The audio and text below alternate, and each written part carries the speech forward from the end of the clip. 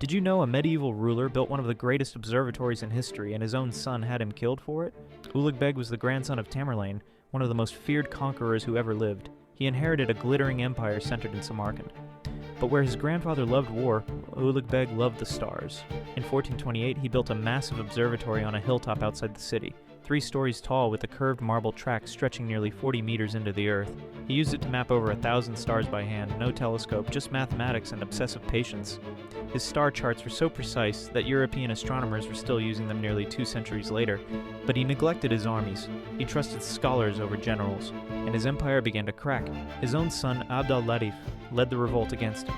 In 1449, Ulugh Beg was captured and beheaded on a pilgrimage road. Then they tore down the observatory to erase what he had built. The stars he mapped outlasted everything that destroyed him.